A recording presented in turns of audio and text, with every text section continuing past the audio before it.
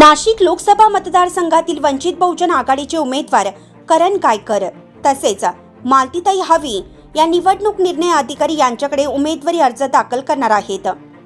नाशिकच्या बीडी भालेकर मैदानातून रॅलीला सुरुवात होणार असून अण्णाभाऊ साठे पुतळा, गंजमाळ, खडकाळी सिग्नल, MG रोड, नाशिक मार्गे जिल्हाधिकारी कार्यालयावर रॅली पोहोचणार असून वंचितच्या वतीनं दोन्ही उमेदवार आज आपले उमेदवारी अर्ज दाखल करणार आहेत।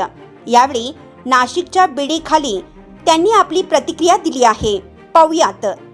सभा वंचित बहुजन आघाडी छावा क्रांतीवीर सेनेच्या वतीनं मी अधिकृत उमेदवारी अर्ज आज शक्ती प्रदर्शनासह सर्वसामान्य मतदार बंधू भगिनींना घेऊन दाखल करत आहेत। अनेक लोकांना त्यांचा विजय करण्यासाठी त्यांच्या बलाढ्य नेत्यांना आणावं लागतं। आमच्यासाठी छत्रपती शिवाजी महाराज, महामानव डॉक्टर बाबासाहेब आंबेडकर, महात्मा ज्योतिबा फुले, राजश्री शाहू महाराज, बिरसा मुंडा यांसह सगळ्याच थोर पुरुषांचे आशीर्वाद आणि तेच माझे सेलिब्रिटी आहेत।